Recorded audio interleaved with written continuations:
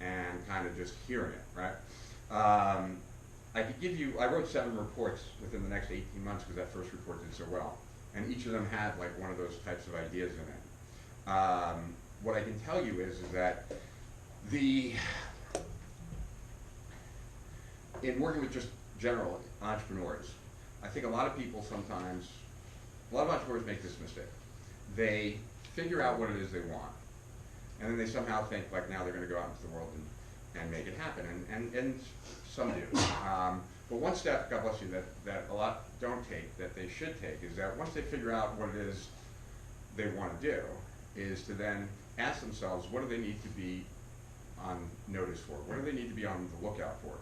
If they find what it is that they're actually looking for, what will it appear like in that moment so that they can seize upon it? And one way I like to think about it is to think about, I'm jumping around a lot, but I hope to tie it all in together at the very end. Stick with me. One way I like to think of us human beings, especially entrepreneurs, is kind of like a prey animal. Like that if you think about like the animals in the jungle, right? The carnivores that kind of rule the jungle, they kind of sit and they're not overly active and they wait for prey to come by, and when they have the opportunity, they jump at 110%, a lion, whatever, to take down whatever prey they're going after. But they're on the lookout for. They, even when they're relaxed, they know what to be paying attention for, so that that first like move in the woods or shovel of leaves or whatever, they go up and they attack, right? That's because they're aware of what signals to be on the lookout for. You have to be the same, right? You have to be on the lookout for big ideas. Some of them, most of them, you're not going to be able to just throttle, like, or just grab here and bring it over here. You're going to have to kind of massage it a little bit. But that doesn't mean that if you're looking at lots of stuff, you shouldn't see big ideas all the time. And anything that makes me, when I'm reading, stop and like think about like that sentence that I just read, to me is an indicator that it's probably like a big idea. It's something powerful. Not all those ideas are going to be things that you can use in a sales letter, but nonetheless, they follow the same kind of pattern. So, like for example, I was reading this book about perfectionism, right? And this, I've read a couple of books about perfectionism and procrastination and all that stuff since I work with entrepreneurs. Sometimes that's useful to kind of get a handle on. And this one book talked about how perfectionism is really all about, if you have it, right, that you're trying to convince the world of something, to believe something about you that you don't believe about yourself, right? So perfectionism is trying to create this like false front, this facade, to convince the world to believe something about yourself that you don't believe about yourself inherently. Now, if you say that to someone who struggles with perfectionism, generally that's a deep thought, like that's a profound thought. And when I was reading that book, I stopped at that sentence because I was like, wow, that's pretty deep. That's the idea of what a big idea is, even not related to necessarily a sales letter, right? Just something that makes you stop, take a second, right? Kind of reflect on what is being said. And it can come anywhere. It can come in the middle of an article, come in the middle of a book, come in the middle of a movie, come in the middle of a teleseminar or podcast or what have you. And it's really up to you to be on notice for it, to be on the lookout for any phrase, any sentence that makes you just stop, right? So for me, I've developed a lot of big ideas, I guess, for my reports. I found most of them. I found them, right? And I just kept looking and looking until I could find them. And so that meant sometimes reading more books than I wanted to. Sometimes that meant going to Amazon and reading all the customer comments on the best-selling books. The 5 stars to see what was so wonderful about this book, and the 0 stars to see what was so horrible about this book, right? And the better books, the books that are best known, tend to get a lot of those different, like they're kind of bipolar as far as the ratings, right? What I tell, as Ryan was saying, some people know me as the guru of the gurus because I coach so many of today's online gurus back when they were first starting, right? People like Ryan Dice or Frank Kern friends of mine. The knowing how to spot these ideas is really what is the difference between like the wannabes and the people that make it to the top. When I look at like a book like The 4-Hour Workweek, right? If you go to the reviews at Amazon for The 4-Hour Workweek, it's a very educational experience, because what you'll see is that you'll see about half of them are all 5 stars, saying that this book was like the best book that was ever written. Tim Ferriss is my idol; he should be president, okay, right? And then you'll see like 0 stars, like this is the most self-hype bullshit book that I've ever read and seen, and like I can't believe that half the world thinks this is a good book. And you really see like half of them will be 0s, half of them will be 5s. So what's the takeaway from that? Well, I don't know if there is a takeaway from that, except that you're never, what I like to use that for when I'm working with someone who wants to be the next guru is to show them that, like, you know, it really is true, like better to be loved or hated than tolerated, right? And that to be a guru of any type, you have to take strong positions, black and white thinking, right? Like if you think about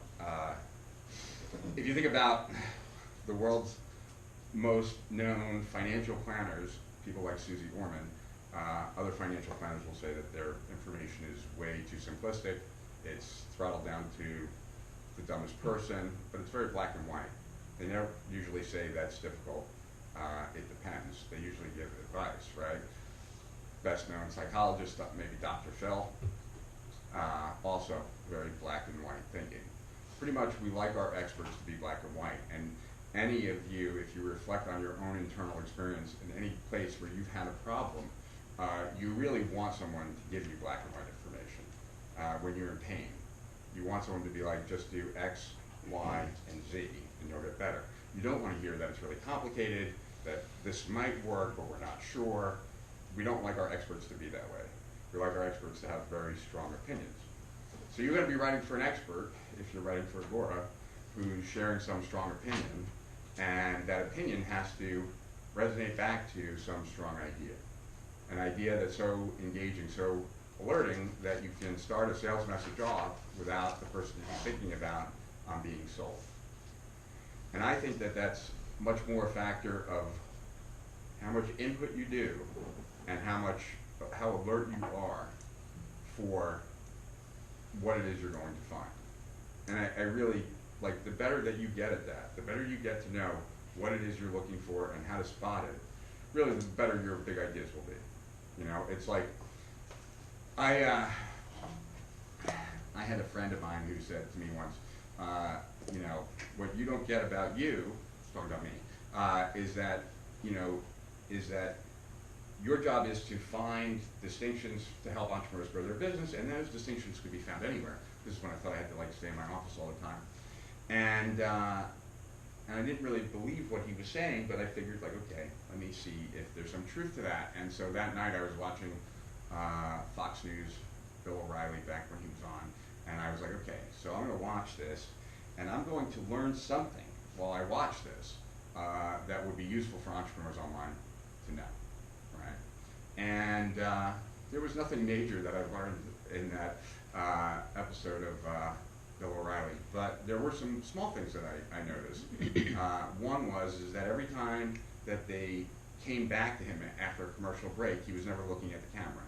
He was always looking to the side, and then he would look at the viewer, like right after they cut to him, and that would be jarring, and would like someone turning to you, like, you know, if Ron started staring at me, or, you know, I would notice it, right? Like that turn of the head was noticing to me, and I was like, oh wow, you know, I could, if I'm doing a lot of videos, I could teach people to do that, right? Not the best thing, possibly, as far as like they could notice thing that makes a huge difference, but my point is that just watching that show with the intention of figuring something out, I found something out that I had watched that show probably 100 times before and I hadn't found something out, right? So that's, you can do it as long as you're looking for it, right? I also think, and this will be my last thing, and then I'll throw some general advice out at you.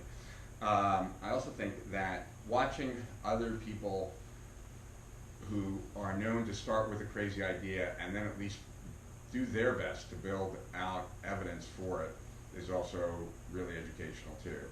So on the left, that would be like someone like Michael Moore, right? On the right, who's the guy who's like InfoWars? Alex Jones, right? Or Glenn Beck. I mean, like, I never watched that much Glenn Beck. He used to be on Fox News years ago. But I do remember watching one night at like 2 o'clock in the morning, and him starting the show with some crazy idea, and then using the whole rest of the show to prove why it was true. And I couldn't believe, like a half an hour into the show, like I was believing this crazy idea. I was so like, wow, like he's like, I'm gonna be convinced of this by the time this is over. Like, and watching stuff like that can be very educational as far as how does an idea get fully developed? How much support do you need, right? Is it convincing you? If it's not convincing you, what would have need to have been said? So I tell my clients all the time, because a lot of my reports, people have written back have kind of like hit them in a very personal way, and people would tell me that like when they were reading my stuff, it felt like I was sitting on their shoulder, or kind of like the one person who knew what was kind of going on for them. And I think it was E.E. Cummings that said it, but I can't find who. I can't really, I see a lot of people who have been attributed the quote. But it's that which is most personal is most general. And that's been something that's really helped my career a tremendous amount. It's that which is most personal is most general. And what that means to me is that the things that I'm most scared about, the things that I'm most insecure about, the second guesses I have about myself, the things that I would most like not want to share,